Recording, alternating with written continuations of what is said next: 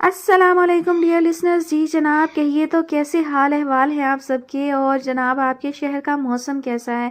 ہمیں تو جناب گرمی لگنی شروع ہو گئی ہے. گرمیوں کا آغاز ابھی سے ہوتا نظر آ رہا ہے. سردیاں بہت جلدی چلی گئی ہیں اور میں بہت مس کر رہی ہوں سردیوں کو. سردیاں جو ہے نا وہ اپنے نام کی طرح سکڑتی ہی جا رہی ہیں اور گرمیاں جو ہے وہ پھیلتی جا رہی ہیں. اور ابھی ماہ رمضان بھی جو ہے وہ شروع ہونے والا ہے اور اس سے پہلے ہی جو ہے موسم خاصا گرم گرم محسوس ہو رہا ہے. لیکن خیر موسم جتنا بھی گرم ہو ہم انشاءاللہ روزے رکھیں گے اور تمام روزے رکھیں گے. ہم نے تو جون جولائی کے روزے بھی نہیں چھوڑے، تو اب تو موسم بہت بہتر ہو چکا ہے. اب اتنی شدید گرمی نہیں ہوتی ہے. اور موسم جو ہے وہ سبھی بہت ضروری ہیں. ہر موسم کا اپنا رنگ، اپنا الگ انداز ہوتا ہے، اور بہت ساری فصلوں کے لیے جو ہے وہ بھی مختلف موسم کا ہونا بہت ضروری ہے. تو جناب موسم جو ہے وہی اس کی دنیا کی خوبصورتی ہیں، کیونکہ اگر ایک ہی موسم رہے تو بھی ہم سب بہت جلد اکتا جائیں گے، کیونکہ انسان جو ہے وہ یکسانیت سے بہت جلدی اکتا جاتا ہے. خیر بڑھتے ہیں کہانی کی جانب، جس کی فرمائش ہم سے کی ہے کومل اقبال نے. کہانی کا نام ہے دستے کوزہ گر، مصنفہ ہے فوزیہ یاسمین، قسط نمبر 26.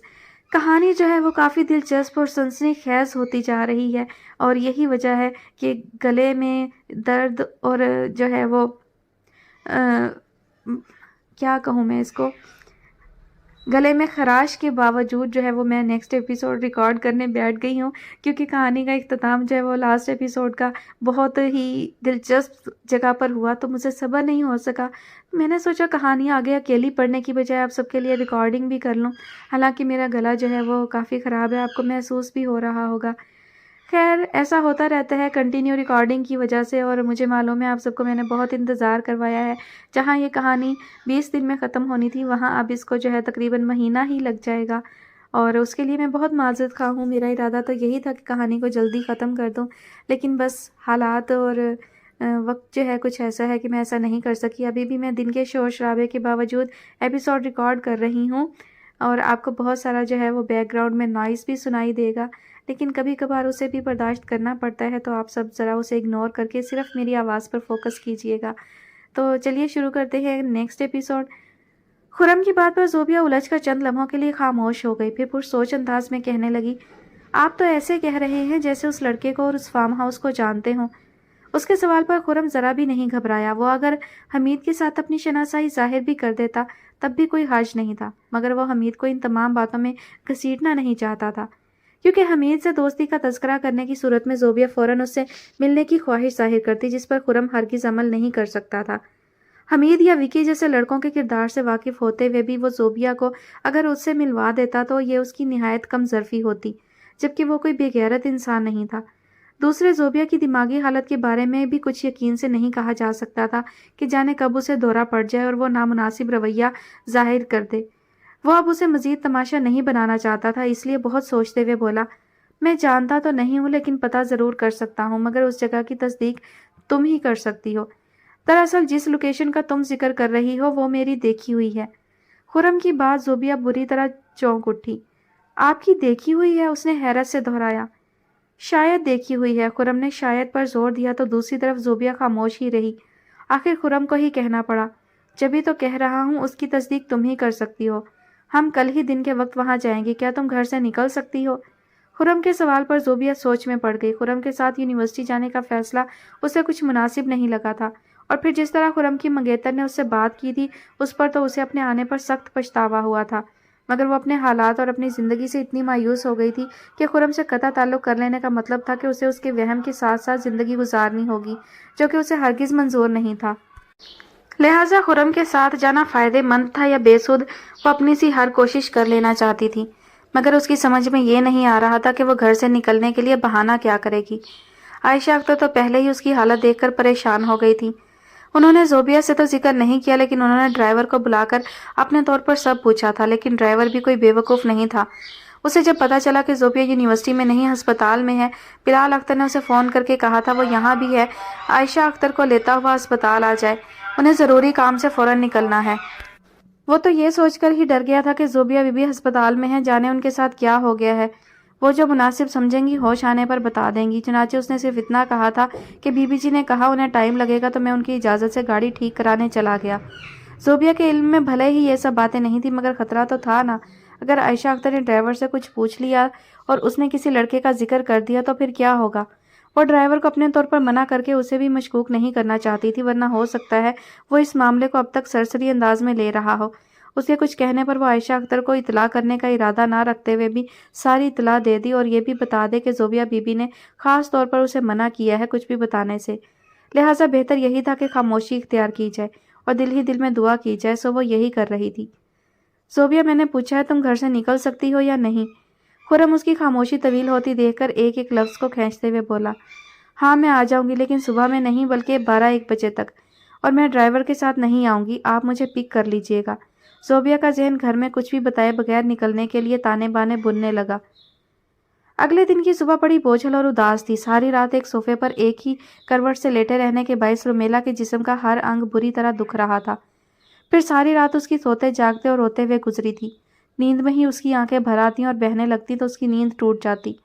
وہ ویسے ہی صوفے پر لیٹے لیٹے چہرہ ہاتھوں سے صاف کر لیتی۔ چنانچہ صبح کمرے میں پھیلی روشنی دیکھ کر وہ گھبرا کر اٹھ بیٹھی۔ بے اختیار اس کی نظریں بستر کی جانب اٹھ گئی مگر وہ خالی پڑا تھا۔ اس نے فوراً باتھ روم کی طرف دیکھا، اس کا بھی دروازہ کھلا ہوا تھا، گویا عالین اس کے اٹھنے سے پہلے ہی کمرے سے نکل کر جا چکا تھا۔ رومیلا کو ایک محسوس کیے جانے والے سکون کا احساس ہوا۔ سب کچھ جاننے سے پہلے بھی اسے عالیان کی موجودگی ایک عجیب سی گھٹن میں مبتلا کر دیا کرتی تھی، اور اب تو اس میں عالیان کا سامنا کرنے کی ہمت ہی نہیں تھی۔ وہ شکر کا کلمہ پڑھتی جلدی سے حلیہ ٹھیک کر کے کمرے سے باہر نکل آئی۔ آپ ٹھیک تو ہیں؟ اس پر نظر پڑتے ہی سکینہ نے چونک کر پوچھا تو رومیلا ایک دم گھبرا گئی۔ ہاں کیوں، کیا ہوا؟ اس نے تیزی سے پلکیں جھپکائی۔ مبادا آنکھوں کی سرخی نے اس کے رات بھر رونے کا راز فاش تو نہیں کر دیا؟ آپ کی شکل سے تو لگ رہا ہے آپ کی طبیعت بہت خراب ہے، آپ کو بخار تو نہیں ہو رہا؟ اس نے قریب آ کر رومیلا کی پیشانی چھوتے ہوئے پوچھا تو رومیلا بے اختیار گھبرا کر 2 قدم پیچھے ہٹ گئی۔ نہیں، میں ٹھیک ہوں۔ ارے کیا خاک ٹھیک ہے؟ آپ کا ماتھا تو جل رہا ہے، لگتا ہے آپ کو سفر کی تھکن ہو گئی ہے۔ سکینہ نے اس کے چہرے کو بغور دیکھتے ہوئے کہا تو رومیلا کچھ مطمئن سی ہو گئی۔ ہاں ہو سکتا ہے، تھکن تو مجھے واقعی بہت ہو گئی تھی، اسی لیے حرارت محسوس ہو رہی ہو، ورنہ طبیعت تو میری بالکل ٹھیک ہے۔ رومیلا نے جلدی جلدی صفائی دی۔ جب حرارت محسوس ہو رہی ہے تو طبیعت بالکل ٹھیک کیسے ہوگی؟ بھلے ہی میں ابھی ڈاکٹر نہیں بنی مگر اس کا یہ مطلب نہیں کہ آپ اپنی صحت کی طرف سے لاپرواہی برتیں اور مجھے احساس تک نہ ہو۔ مجھے معلوم ہے آپ نے رات کو کھانا بھی برائے نام ہی کھایا تھا۔ آپ کے چہرے پر تھکن اور خالی پیٹ ہونے کے باعث ہی 12 بج رہے ہیں۔ اب آپ فوراً سے پیشتر ناشتہ کریں، پھر میں آپ کو ایک ٹیبلٹ دوں گی جسے کھا کر آپ تھوڑی دیر سوئیں گی۔ نہیں سکینہ، سونا تو اس وقت اچھا نہیں لگے گا، رومیلا فوراً بولی۔ ارے اچھا اور برا کیا بھاڑ میں، آپ کو نہیں پتا ہماری برادری کی عورتیں عالیان بھائی کی دلہن کو دیکھنے کے لیے کس قدر بے چین ہو رہی ہیں۔ ایک بار ان سب کے آنے کا تانتا بند گیا تو آپ بس دلہن بنی ایک ہی پوزیشن میں بیٹھی رہیں گی، اس لیے جتنی جلدی اور جتنا آرام کر سکتی ہیں اچھا ہے۔ ویسے تو عورتیں فجر کے بعد سے ہی آنی شروع ہو جاتی، مگر دادی جان اتنا لمبا سفر کر کے آئی ہیں، سب ان کے لحاظ میں صبح سے نہیں آئے، حالانکہ وہ تو اپنی عادت کے مطابق فجر سے اٹھی ہوئی ہیں، سکینہ کہتی چلی گئی۔ تھوڑی دیر بعد اس کے سامنے ناشتے کے نام پر پراٹھا، دیسی انڈوں کا حلوہ اور لسی آ گئی۔ لسی میں تیرتا گھی دیکھ کر رومیلا کو تو ابکائی آنے لگی۔ یہ ناشتہ ہے؟ فار گاڈ سیک بھابھی، کم از کم آپ یہ ناشتہ ضرور کریں گی۔ پھپھا اور عالیان بھائی نے اس ناشتے کو ہاتھ بھی نہیں لگایا۔ بریرہ اور پھپھو ابھی سو رہی ہیں، لیکن مجھے بھی یقین ہے وہ بھی یہ ناشتہ نہیں کریں گی، لہٰذا آپ کو یہ سب کھانا ہے۔ میں عالیان بھائی کی طرح آپ کو ہلکے سے سکے ہوئے سلائس پر مکھن لگا کر چائے پیتے ہرگز نہیں دوں گی۔ شاہ جہاں ماموں کی بڑی بیٹی ہاجرہ نے بڑے خلوص بھرے انداز میں ڈانٹ پلائی اور سامنے رکھی ٹرے اس کے اور نزدیک کر دی۔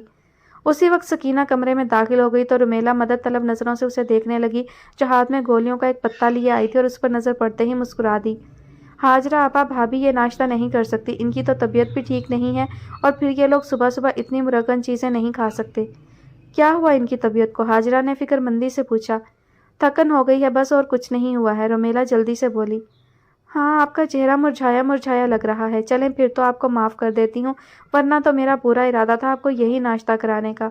پھپھا نے تو شرما حضوری میں یہ کھا بھی لیا، مگر عالیان بھائی نے تو صاف انکار کر دیا۔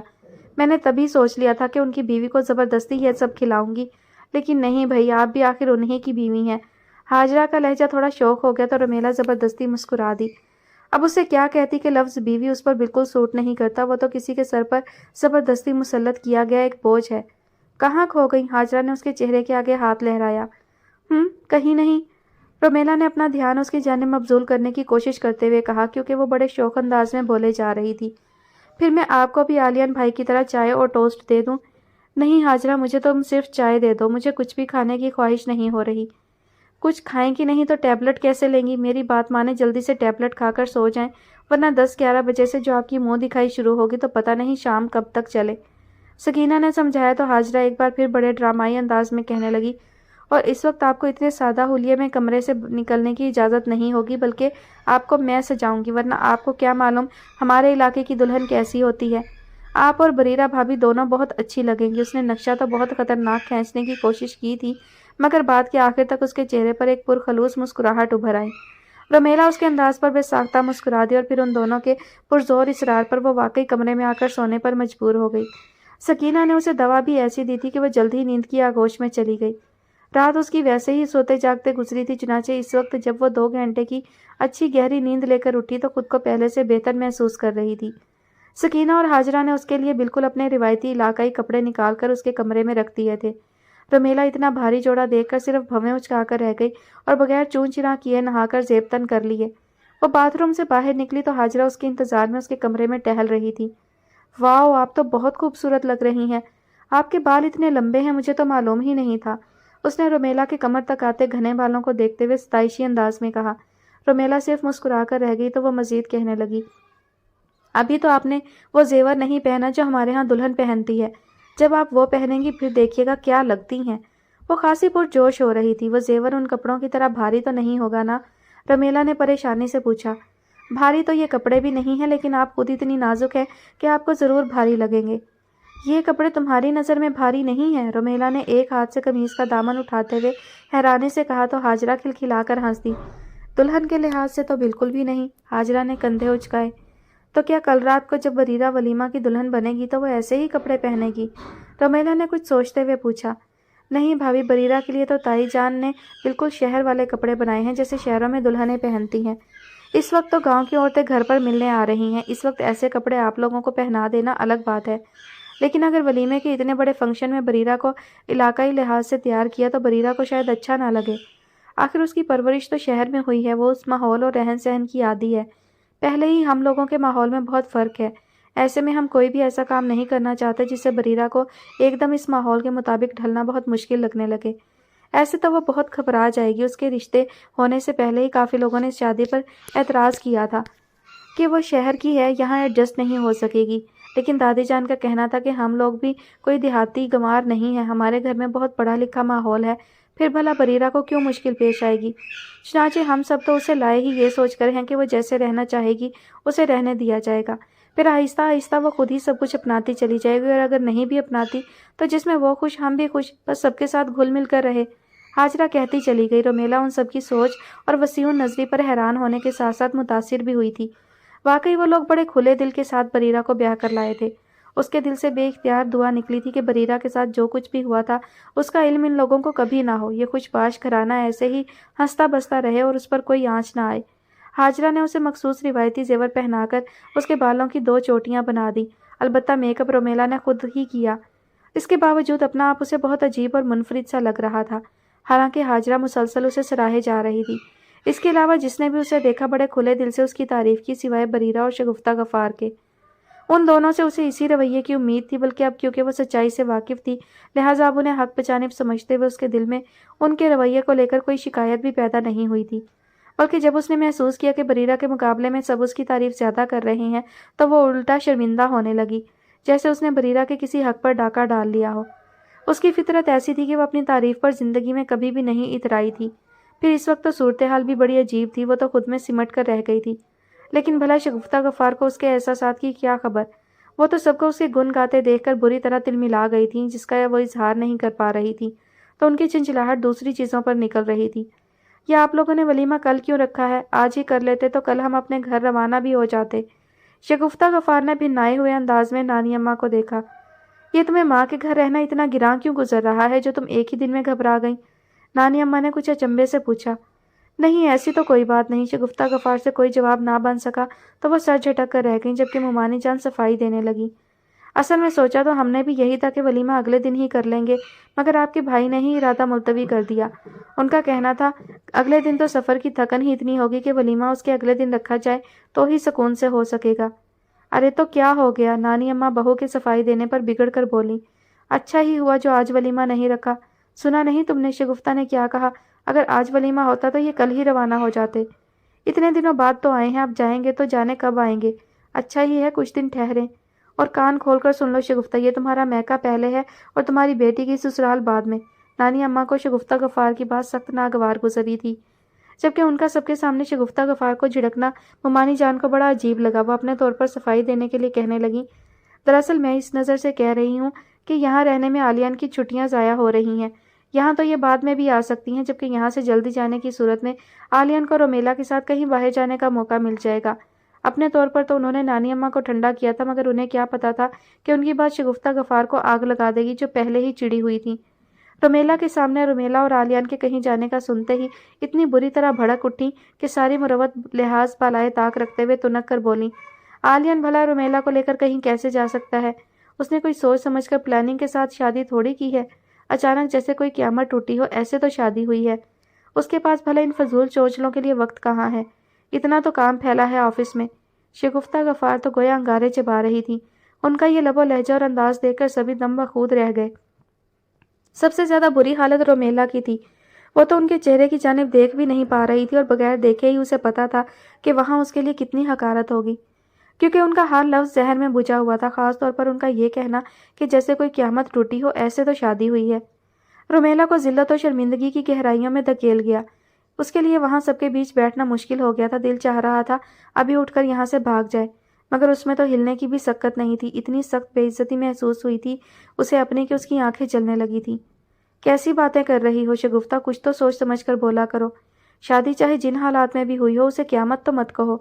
اللہ تعالیٰ ان دونوں کو ہمیشہ ایک دوسرے کے ساتھ خوش رکھے، بس اور کیا چاہیے؟ یہ کوئی ضروری تھوڑی ہے کہ شادی روایتی انداز میں ہی ہو۔ اہم چیز تو بچوں کی خوشی ہے۔ نانی اماں کے ناصحانہ انداز پر شگفتہ غفار تل ملا کر رہ گئی۔ ان دونوں کے ساتھ خوش رہنے کی دعا پر تو وہ بآواز بلند اللہ نہ کرے کہنا چاہ رہی تھی، مگر بھاوجوں کی موجودگی نے انہیں اتنا بے قابو ہونے سے روک لیا۔ مگر پھر بھی وہ اپنی جگہ پہلو بدل کر رہ گئیں، جیسے ان کے تاثرات اور رویے کے باعث سبھی نے بھرپور طریقے سے محسوس کیا۔ مجھے معلوم ہے تم اس بات پر دکھی ہو کہ اکلوتے بیٹے کی شادی ارمانوں کے ساتھ نہیں کر سکی، لیکن اللہ کے ہر کام میں کوئی مصلحت ہوتی ہے۔ ان دونوں کا ساتھ اللہ نے ایسے ہی لکھا تھا، سو ایسا ہی ہوا۔ اب اس پر رونے کی بجائے ان کی خوشگوار زندگی کی دعا کرو۔ تمہارے اس رویے سے اس بچی کا دل کتنا برا ہوگا۔ نانی اماں آگے کہنا چاہ رہی تھی کہ کم از کم اس کے سامنے تو ایسی باتیں مت کرو، لیکن وہ ضبط کر گئیں۔ اپنی بیٹی کے ہٹ دھرم مزاج سے وہ خود بھی واقف تھیں۔ سب کے درمیان اسے زیادہ ٹوک کر وہ اس کا مزاج اور برہم نہیں کرنا چاہتی تھیں۔ تبھی غصہ آنے کے باوجود انہوں نے اپنا لہجہ حتی الامکان نارمل رکھا۔ شگفتہ غفار دل ہی دل میں پیچ و تاب کھا کر رہ گئی، مگر بولی کچھ نہیں۔ سب کے بیچ ماں سے بحث کرنا انہیں مناسب نہیں لگا تھا، اور ان کی تائید تو خیر وہ کر ہی نہیں سکتی تھیں۔ چنانچہ انہوں نے یہ سوچ کر سر جھٹک دیا کہ اماں کو ساری بات معلوم نہیں ہے نا، اسی لیے اس چڑیل کی حمایت کر رہی ہیں، ورنہ دل رکھنا تو چھوڑو، وہ رومیلا کو جوتے مارتے ہوئے گھر سے نکال دینے کی خواہش ظاہر کرتی۔ شگفتہ غفار بظاہر خاموش رہی، مگر ان کی پیشانی پر پڑے بل اور نخوت سے سکوڑے ہونٹ چیخ چیخ کر ان کی سوچ کی عکاسی کر رہے تھے۔ رومیلا تو کیا وہاں موجود سبھی کو ان کا رویہ شرمندہ کر گیا تھا، چنانچہ سبھی 5 منٹ کے اندر اندر منظر سے غائب ہو گئے۔ بس پریرا اور نانی اماں وہاں بیٹھے رہے اور ملنے آنے والی گاؤں کی عورتوں سے ہلکی پھلکی بات چیت کرتے رہے۔ رومیلا شدید خواہش کے باوجود کمرے میں جا کر بند نہیں ہو سکتی تھی۔ وہ تو اتنے غیر حاضر دماغ کے ساتھ بیٹھی تھی کہ اسے یہ بھی علم نہیں تھا کہ کون اس کے پاس آیا اور کس نے اس سے کیا پوچھا۔ وہ تو بس ایک مورتی بنی ہوئی تھی، اس کا ذہن مختلف سوچوں کی آماج کا بنا ہوا تھا۔ کئی سوال اس کے اندر سر اٹھا رہے تھے۔ کیا ان سب لوگوں کا رویہ ہمیشہ ایسا ہی رہے گا کہ شگفتہ غفار اسی طرح ہر آئے گئے کے سامنے اسے ذلیل کریں گی؟ کیا عالیان اسی طرح اس سے ہر روز نفرت سے منہ موڑے گا؟ وہ ہمیشہ تو کیا 4 دن بھی یہ سب برداشت نہیں کر سکتی۔ اس کے اندر تو ابھی سے گھٹن کے باعث ایک دھواں بھرنے لگا تھا۔ ایسا لگ رہا تھا اتنے بڑے اور کشادہ کمرے میں پنکھے چلنے کے باوجود آکسیجن کی اتنی کمی ہو گئی ہو کہ سانس لینا دوبھر ہو رہا ہو۔ آخر خدا خدا کر کے گاؤں کی عورتوں کے آنے کا سلسلہ ختم ہوا اور یہ محفل برخاست ہو گئی، تو رومیلا نے اپنے کمرے میں آ کر ایسے گہری سانسیں کھینچی جیسے اگر کچھ دیر اور رکی تو دم گھٹنے کے باعث مر ہی جائے گی۔ اسی وقت اس کے پرس میں رکھا موبائل فون بج اٹھا تو اس نے بڑی بے تابی سے پرس کھولنا شروع کر دیا۔ اسے امید تھی فون نمل یا سنبل کا ہوگا۔ और उसे इस वक्त उन दोनों में से किसी एक की सख्त ज़रूरत थी। और वाकई स्क्रीन पर नमल का नाम जगमगाता देखकर रोमेला ने तेज़ी से फ़ोन ऑन करके कान से लगा लिया। हेलो नमल, कैसी हो? बगैर सलाम किए रोमेला ने इतनी बेसब्री से पूछा था कि नमल की आवाज़ और अल्फाज दोनों पर ठिठक गई।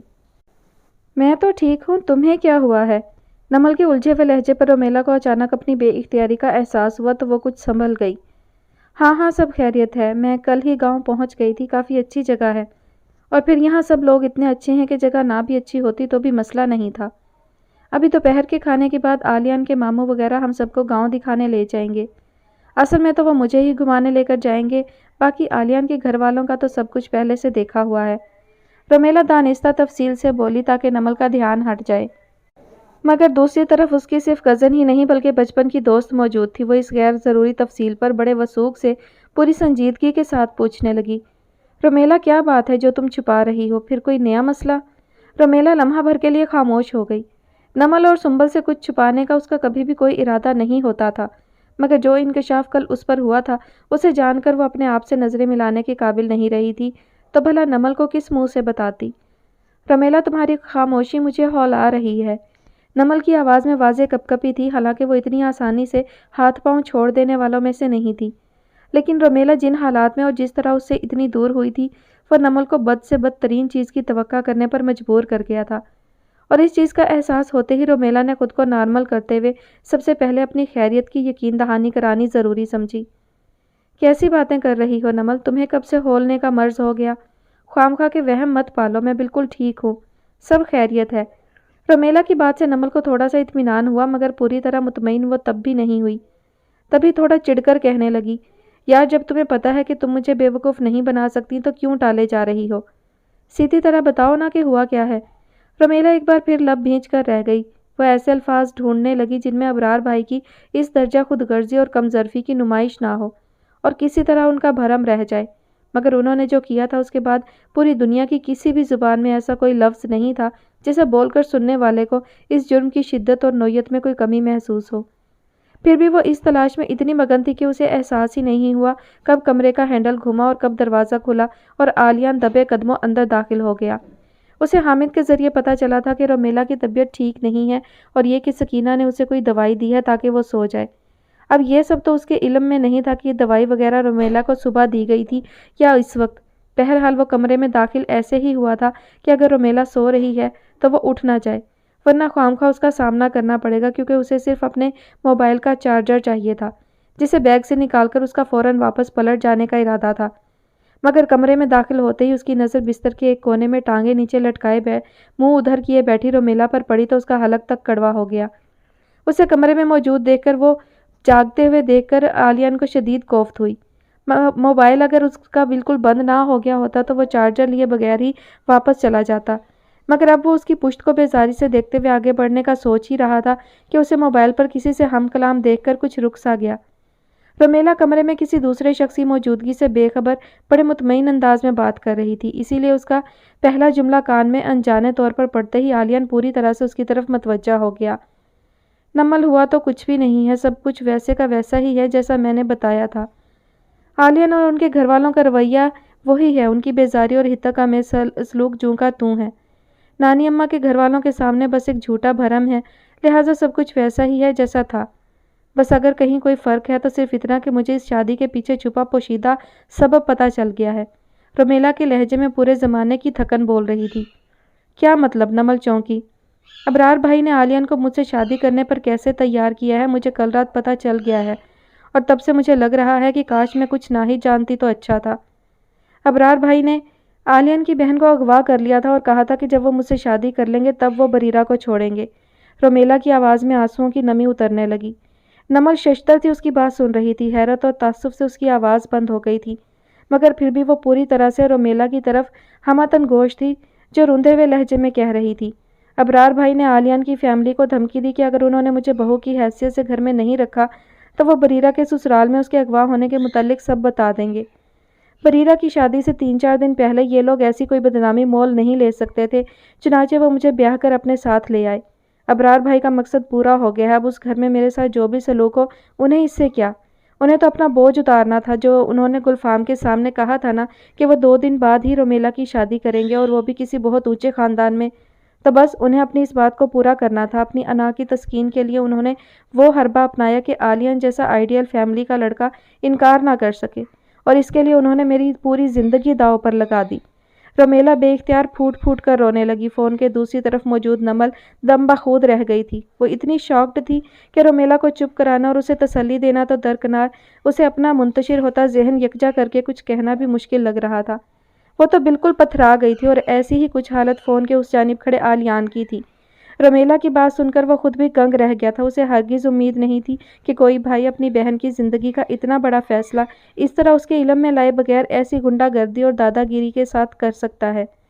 وہ تو اب تک یہی سمجھ رہا تھا کہ اس سازش میں یہ پورا گھر شامل ہوگا، لیکن یہاں تو رومیلا کو سرے سے کچھ پتہ ہی نہیں تھا۔ وہ چپ چاپ کھڑا رومیلا کے ہولے ہولے ہلتے وجود کو دیکھے گیا۔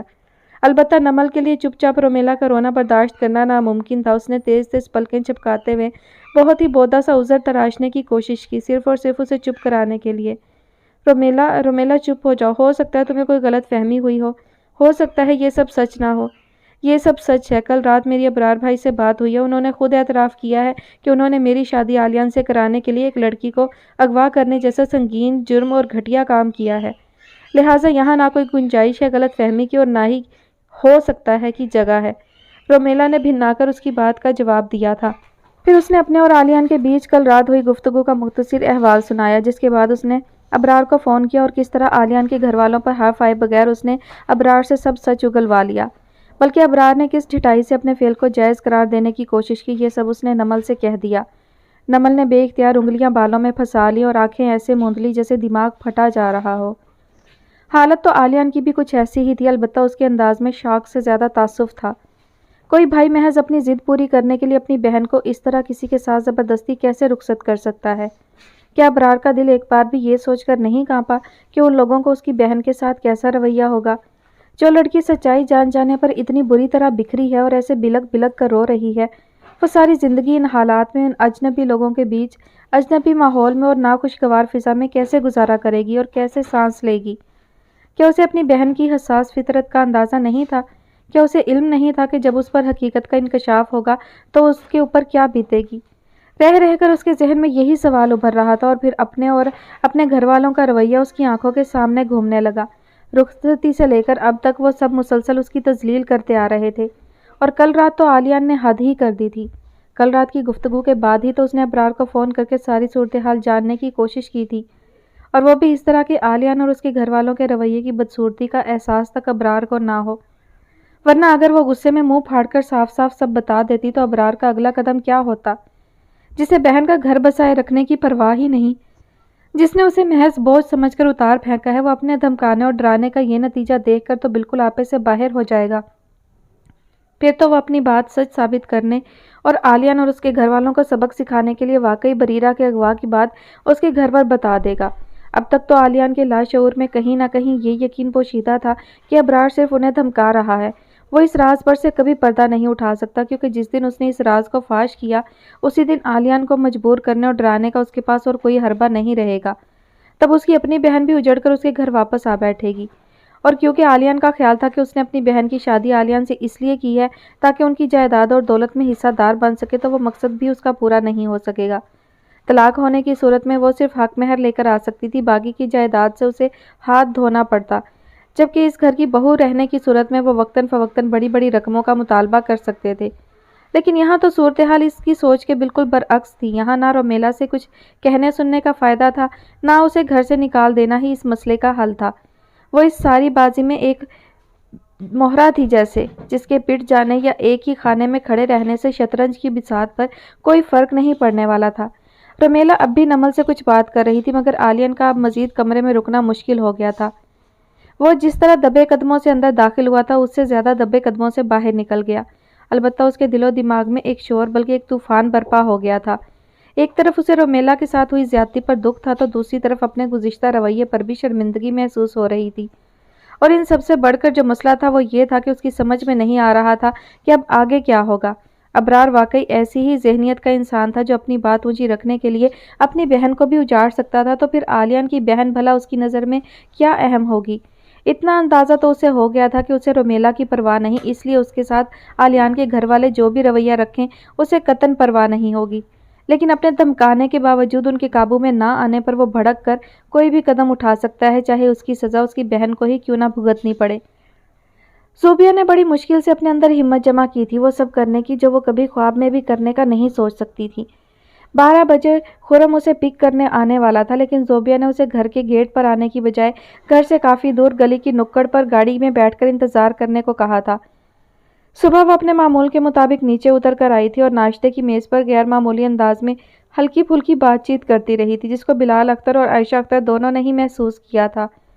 وہ دونوں اس طرح اس کی گفتگو میں حصہ لینے پر کچھ چونک سے گئے تھے۔ عائشہ اختر تو دل ہی دل میں خوش ہو گئی تھی، اس سے آگے انہوں نے کچھ نہیں سوچا سوائے اس کے کہ آج زوبیا کافی نارمل لگ رہی ہے، جبکہ بلال اختر اس کے چہرے کو بغور دیکھتے ہوئے اس تبدیلی کی وجہ کھوجنے کی کوشش کر رہے تھے، اور جب ناکام ہو گئے تو اندازہ لگاتے ہوئے پوچھنے لگے، پھر تم نے اپنے یونیورسٹی میں ایڈمیشن لینے کے متعلق کیا فیصلہ کیا؟ زوبیا چند لمحوں کے لیے سٹ پٹا گئی، وہ اس سوال کے لیے بالکل تیار نہیں تھی، لیکن کیونکہ اسے آج اپنے آپ کو ہر حال میں بالکل ٹھیک ظاہر کرنا تھا، اس لیے فوراً خود کو سنبھالتے ہوئے خود اعتمادی سے کہنے کی کوشش کرنے لگی، میں سوچ رہی ہوں ایڈمیشن لے لوں۔ بلال اختر اور عائشہ اختر ایک ساتھ چونک گئے۔ پہلے ان دونوں نے زوبیا کو حیرانی سے دیکھا، پھر ایک دوسرے کو دیکھنے لگے۔ زوبیا ان کی کیفیت بخوبی سمجھ رہی تھی، تبھی ہونٹوں پر زبان پھیرتے ہوئے کہنے لگی، اصل میں اس گھر میں شفٹ ہونے کے بعد سے میں بور بہت ہونے لگی ہوں، اور آج میری صبح آنکھ 4 بجے کھل گئی، اس کے بعد سے نیند ہی نہیں آئی۔ سوچا کچھ پڑھنے بیٹھ جاؤں تو نیند بھی اچھی آ جائے گی، مگر آپ کو تو معلوم ہے مجھے افسانے اور ناول پڑھنے کا شوق نہیں، اخبار سے بھی مجھے کوئی دلچسپی نہیں۔ اس وقت احساس ہوا کہ اگر کوئی کورس کی ہی کتابیں ہوں تو وقت اتنا اچھا گزر جاتا، بھلا پڑھائی سے اچھی اور کارآمد مصروفیت کوئی ہو سکتی ہے؟ زوبیا کی گفتگو پر عائشہ اختر خوشی سے پھولی نہیں سما رہی تھی، البتہ بلال اختر صرف سنجیدگی سے اسے دیکھ رہے تھے۔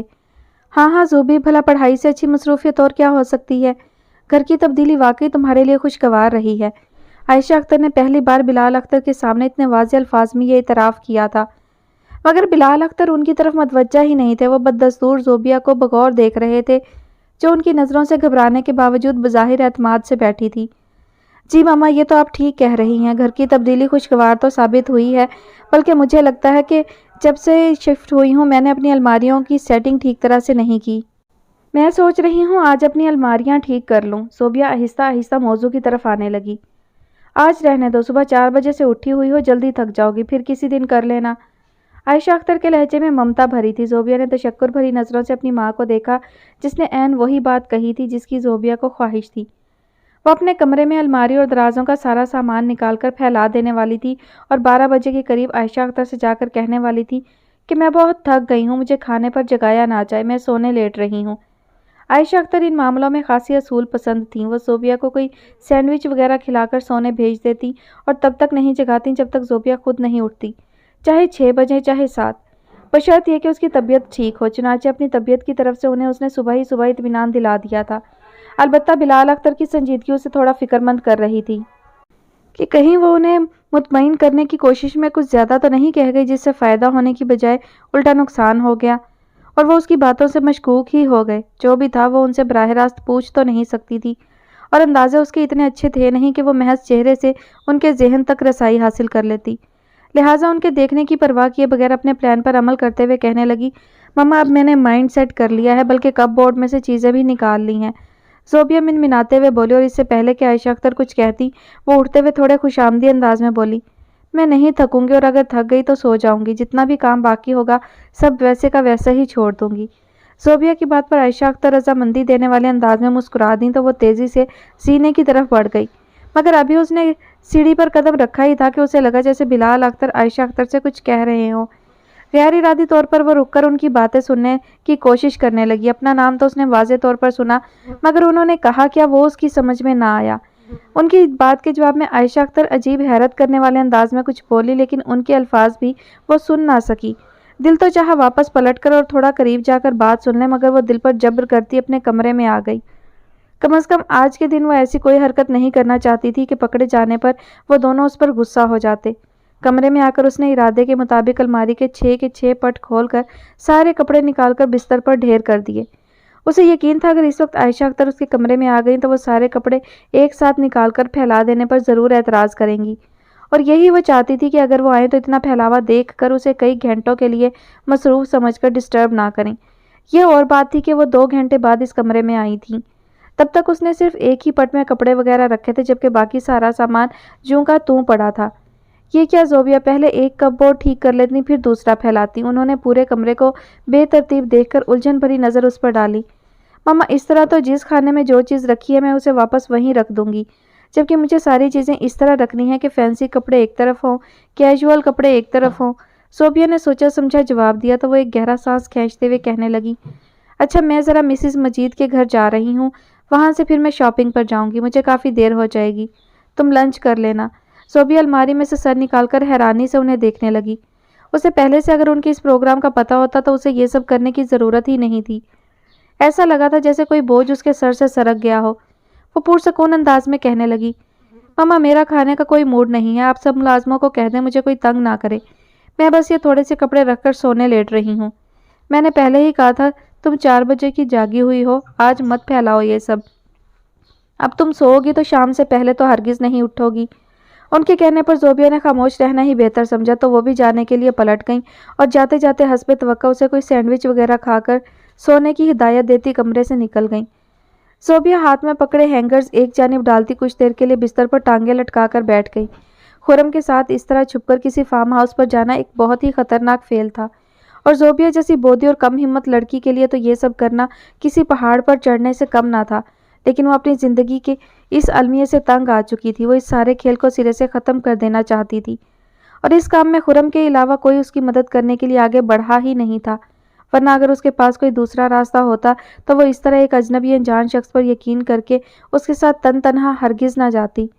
وہ بے وقوف یا نادان نہیں تھی، بس اپنی زندگی اور حالات سے بری طرح مایوس ہو چکی تھی۔ چنانچہ خرم اگر اندھیرے میں تیر چلا رہا تھا تو بھی وہ اس کا نشانہ خطا ہونے کی امید لگائے بیٹھی تھی۔ جانے کتنی دیر زوبیہ ایسے ہی بستر پر بیٹھی خرم کے ساتھ جانے کی اور ملازموں سے نظر بچا کر گھر سے نکلنے کی ہمت جمع کرتی رہی اور اپنے فعل کے غلط نہ ہونے کی تعویلیں خود کو دیتی رہی۔ پھر آخر وہ بستر سے ایسے اٹھی جیسے پورے عزم کے ساتھ آگے بڑھنے کا ارادہ ہو، مگر تبھی اس کے برابر میں رکھا ایک سوٹ جسے وہ ہینگر کرنا بھول گئی تھی اور عائشہ اختر کے آنے پر بستر پر ہی رکھ دیا تھا، پھسل کر زمین پر گر گیا۔ زوبیہ کا آگے بڑھتا قدم رک گیا۔ اس نے جھک کر سوٹ زمین سے اٹھایا اور جیسے ہی سیدھی ہوئی ٹھٹک گئی۔ اسے اپنا خون رگوں میں منجمد ہوتا محسوس ہوا۔ اس کی سمجھ میں نہیں آیا کہ جھک کر جوڑا اٹھاتے وقت اسے وہم ہوا یا واقعی اس کے بستر کے نیچے کوئی ہے۔ اسے اپنے پورے وجود پر چھوٹی چھوٹی چونٹیاں رینگتی محسوس ہوئیں۔ ایک خوف سے اپنی ریڑھ کی ہڈی میں سرایت کرتا لگا۔ ہاتھ میں پکڑے جوڑے پر اس کی گرفت تکلیف دہ حد تک سخت ہو گئی۔ کافی دیر وہ اسی کیفیت کے زیر اثر اپنی جگہ بے حس و حرکت کھڑی رہی۔ آخر بڑی دیر بعد اس نے پلکیں جھپکتے ہوئے اپنے سکتہ کو توڑنے کی کوشش کی، اور پھر جب وہ اپنے جسم کو حرکت دینے کے قابل ہو گئی تب اس نے پلٹ کر وہ جوڑا جیسے تیسے الماری تک جا کر اس کے اندر رکھ دیا۔ وہ بستر کی جانب دیکھنے سے بھی گریزاں تھی، اس کا وجود ہولے ہولے کانپ رہا تھا۔ وہ ڈاکٹر شکیلہ کے الفاظ یاد کرنے کی کوشش کرنے لگی اور آہستہ آہستہ انہیں دہرانے لگی، یہ صرف میرا وہم ہے، بستر کے نیچے کوئی نہیں ہے، مجھے وہم ہوا ہے۔ زوبیہ بولتی جا رہی تھی اور کپڑے الماری میں ٹھونستی جا رہی تھی، یہاں تک کہ کرسی پر پڑے سارے کپڑے الماری میں چلے گئے۔ اب مزید کپڑے اٹھانے کے لیے اسے بستر کے نزدیک جانا تھا، جبکہ وہ تب سے بستر کی طرف پیٹھ کیے کھڑی تھی۔ اس نے آنکھیں موند کر گہرا سانس کھینچا اور بستر کی جانب گھوم گئی۔ یہ اور بات تھی کہ اس کی نظریں اب بھی بیڈ پر نہیں تھی، بلکہ وہ سامنے دیوار کو دیکھتے ہوئے آگے بڑھ رہی تھی۔ بہت سست روی سے چلتی وہ بستر کے نزدیک پہنچی تھی اور بستر پر سے کپڑے اٹھانے میں کامیاب ہوئی تھی، جنہیں الماری میں لے جا کر رکھنے کے بعد جب وہ دوبارہ پلٹی تو اپنی جگہ جم گئی۔ اگر بستر کے نیچے کچھ نہیں تھا اور اسے صرف وہم ہے تو پھر اتنا ڈرنے کی بجائے ایک بار بستر کے نیچے جھانک لینے میں کیا حرج ہے؟ سارا خوف فوراً ختم ہو جائے گا۔ کوئی اس کے اندر بول رہا تھا، بلکہ چلا رہا تھا۔ زوبیہ ایک بار پھر اپنی ہمتیں جمع کرنے پر مجبور ہو گئی۔ اپنے کمرے میں وہ اپنے ہی بیڈ سے خوف کھا کر اس کمرے میں کیسے رہ سکتی تھی؟ لہٰذا اس خوف پر قابو پانا تو سخت ضروری تھا، اور پھر انسانی فطرت بھی تو یہی ہے، ایک بار کسی چیز کے لیے شک ہو جائے تو جب تک شک کی تصدیق یا تردید نہیں ہو جاتی وہ چین سے نہیں بیٹھتا۔ زوبیہ بھی دل کڑا کرتی زمین پر سجدہ کرنے والے انداز میں بیٹھنے لگی۔ وہ بستر سے خاصے فاصلے پر کھڑی تھی، جیسے یہ خوف ہو کہ کوئی چیز بستر کے نیچے سے نکل کر اس پر حملہ کر دے گی۔ اس نے آیت الکرسی پڑھتے ہوئے گردن کو بہت ذرا سا گھما کر کنکھیوں سے بستر کے نیچے دیکھا تو اس کے سینے میں اٹکی سانس بڑے پرسکون انداز میں خارج ہو گئی۔ بستر کے نیچے کچھ بھی نہیں تھا۔ وہ بے اختیار ہی مسکرا دی اور سر جھٹکتے ہوئے جیسے ہی سیدھی ہوئی اس کے منہ سے ایک دلدوز چیخ نکل گئی۔ وہ خوف سے تھر تھراتی بڑی تیزی سے پیچھے ہٹی تھی۔ اس کی کمر پوری قوت سے الماری کے کھلے پٹ سے ٹکرا گئی تھی، مگر پھر بھی وہ رکی نہیں، یہاں تک کہ پٹ زوردار آواز کے ساتھ بند ہو گیا، مگر وہ الماری سے لگی ہانپتی رہی۔ کیا ہوا بی بی جی؟ ملازمہ کی آواز پر زوبیہ نے گردن گھما کر دروازے کی طرف دیکھا۔ اس کی چیخ پر ملازمہ کے ساتھ ساتھ مالی تک دوڑا چلا آیا تھا۔ زوبیہ کی خوف سے گھگی بن گئی تھی۔ اس نے ایک ہراساں نظر ملازمہ پر ڈال کر جب بستر کی طرف دوبارہ دیکھا تو بستر بالکل صاف تھا، سوائے ان کپڑوں کے وہاں اور کچھ نہیں تھا جو زوبیہ نے الماری سے نکال کر ڈالے تھے۔ بی بی جی آپ ٹھیک تو ہے نا؟ زوبیہ کو الماری سے خوفزدہ انداز میں چپکا دیکھ کر ملازمہ اس کے قریب چلی آئی۔ زوبیہ دونوں گھٹنے سینے سے لگائے اور دونوں بازو گھٹنوں کے گرد لپیٹے بالکل سمٹی ہوئی کسی شوق میں گھری بیٹھی تھی۔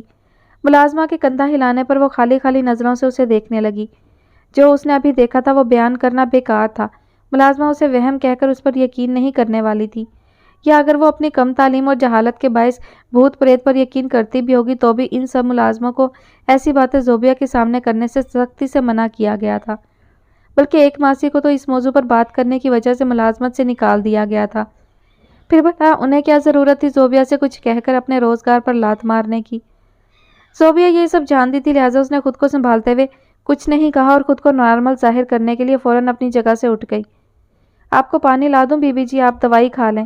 ملازمہ کے مشورے پر زوبیہ نے ٹھٹک کر اسے دیکھا۔ کیوں دوائی کیوں کھاؤں؟ زوبیہ جانتی تھی وہ کیا سوچ رہی ہے، تبھی چڑھ کر برہم ہی سے بولی، جی وہ آپ کی طبیعت خراب ہو گئی ہے نا؟ وہ زوبیہ کو غصے میں آتا دیکھ کر کچھ بوکھلا گئی۔ کوئی طبیعت خراب نہیں ہو رہی میری، میں بالکل ٹھیک ہوں، بلکہ میں سونے لیٹ رہی ہوں، مجھے کوئی تنگ نہ کرے۔ اگر کسی نے بھی میرے کمرے کا دروازہ کھٹکھٹایا تو مجھ سے برا کوئی نہیں ہوگا۔ زوبیہ کبھی غصہ نہیں کرتی تھی، مگر اس وقت اسے ملازمہ کے دوائی کھانے کا مشورہ دینے پر آگ لگ گئی تھی۔ سب لوگ اسے پاگل اور بیمار سمجھتے ہیں، یہ احساس اسے ہمیشہ تکلیف پہنچاتا تھا، مگر آج تو اسے غصہ بھی آ گیا تھا، شاید اس لیے کہ اس کے مقابل اس کے والدین، ڈاکٹر یا ٹیچرز اور کلاس فیلوز کی بجائے اس کی ملازمہ کھڑی تھی۔ اسے بھی زوبیہ کا یہ لہجہ سننے کی عادت نہیں تھی، وہ بھی بے نیازی سے کندھے اچکاتی ٹھیک ہے جی ایسے بول کر نکل گئی، جیسے کہہ رہی ہو ہمیں کیا بھاڑ میں جاؤ۔ زوبیہ کچھ دیر تو بند دروازے کو دیکھتی رہی، پھر خود کو کچھ بھی سوچنے سے روکتی گھر سے نکلنے کی تیاری کرنے لگی۔ وہ دانستہ اپنے بستر کی طرف نہیں دیکھ رہی تھی، پھر بھی وہ منظر بار بار اس کی آنکھوں کے سامنے آ رہا تھا۔ جب وہ سیدھی ہوئی اور اسے بستر پر خون میں لت پت ایک لڑکی کی لاش آڑی ترچھی پڑی نظر آئی۔ اس لڑکی کا چہرہ بکھرے بالوں کی وجہ سے واضح طور پر نہیں دیکھ سکی، مگر اس کا وجدان کہہ رہا تھا وہ شائستہ خالہ ہی تھیں۔ اسے اپنے کمرے سے ڈر لگ رہا تھا، اس کا بس نہیں چل رہا تھا وہ لمحے کے 1000ویں حصے میں اس کمرے سے باہر نکل جائے۔ اسی خوف و گھبراہٹ میں اس نے پاؤں میں سینڈل پھنسایا اور پرس اٹھاتی کمرے سے باہر آ گئی۔ یہ بھی نہیں دیکھا کہ اس کا موبائل پرس میں نہیں ہے، بلکہ سائڈ ٹیبل پر چارج پر لگا ہے۔ اس کی ساری توجہ صرف کہیں سے اچانک نمودار ہو جانے والے ملازموں پر مبذول تھی، مگر کمرے سے نکل کر زینے تک آنے پر اسے احساس ہوا کہ مالکان کے نہ ہونے پر وہ سب بھی کام جیسا تیسا ختم کر دیتے ہیں۔ جبھی صرف کچن سے برتنوں کی آوازیں آ رہی تھی، شاید خانسامہ ابھی کام کر رہا تھا، باقی سب غائب تھے۔ زوبیہ اللہ کا شکر ادا کرتی تیزی سے گیٹ کی طرف بڑھ گئی اور جیسے ہی باہر نکلی اس نے اپنا موبائل نکالنے کے لیے پرس کھولنا چاہا ہی تھا کہ گلی کے کونے میں خرم کی گاڑی کھڑی نظر آ گئی۔ وہ تقریباً دوڑنے والے انداز میں گاڑی کے پاس آئی اور فرنٹ سیٹ کا دروازہ کھول کر بیٹھ گئی۔ خرم نے اس کے بیٹھتے ہی گاڑی سٹارٹ کر دی۔ کہاں رہ گئی تھی؟ خرم نے موبائل جیب میں ڈالتے ہوئے پوچھا۔ میں تو ٹائم پر آئی ہوں۔ کیوں، کیا آپ فون کر رہے تھے؟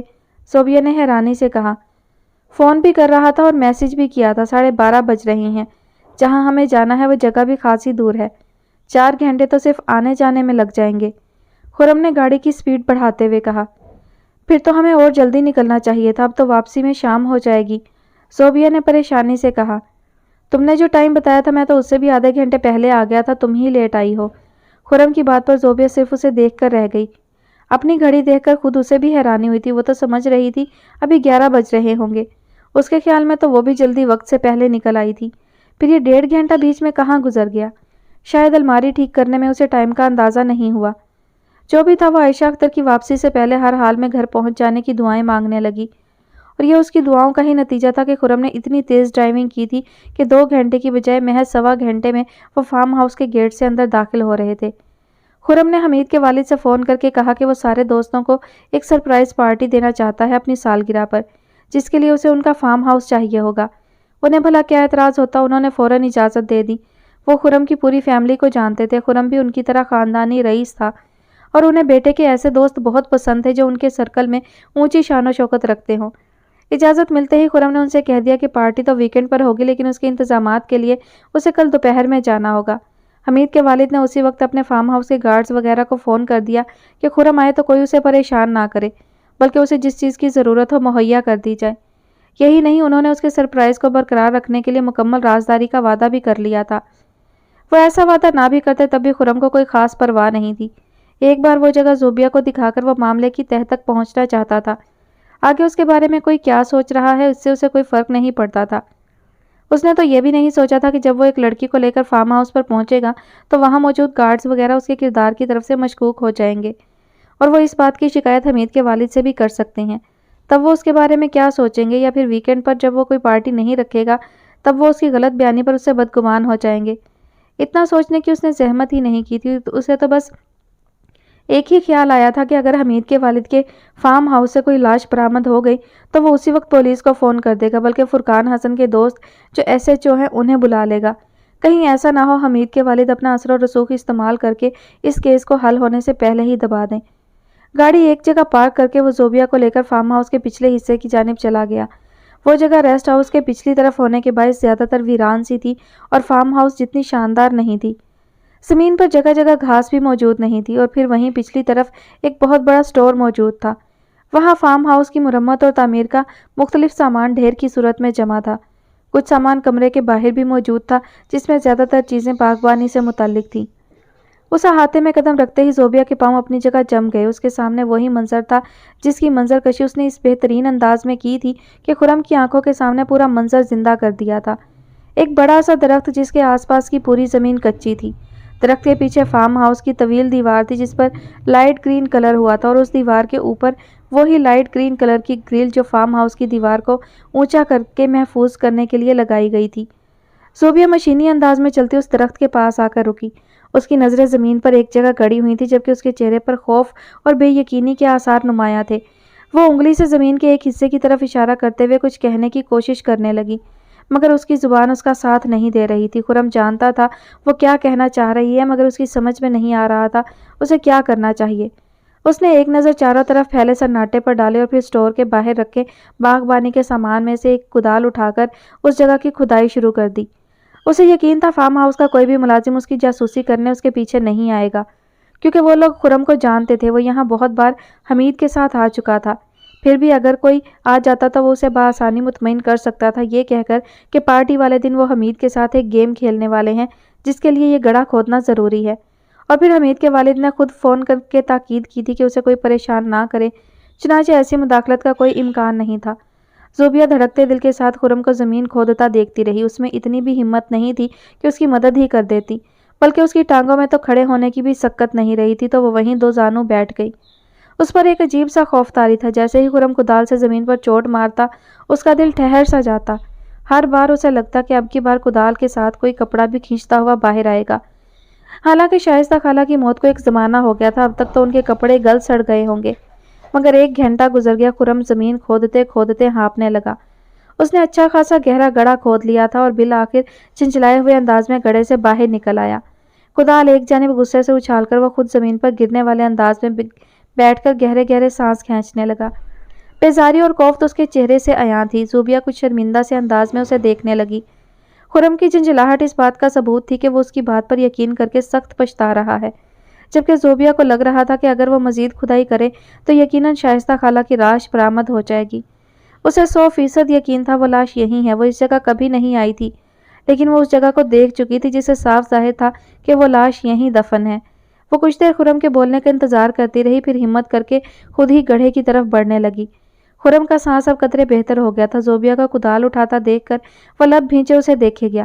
دل تو چاہا اسے لتاڑ کر رکھ دے مگر اسے زوبیہ سے زیادہ اپنے آپ پر غصہ آ رہا تھا جو ایک پاگل کی بات پر اتنی دور چلا آیا اور آ کر کسی کے فارم ہاؤس کی کھدائی کرنے بیٹھ گیا۔ اپنی بے وقوفی پر اسے اپنے آپ سے زیادہ خجالت ہو رہی تھی جس پر وہ سوائے دل ہی دل میں دل ملانے کے اور کچھ نہیں کر سکتا تھا۔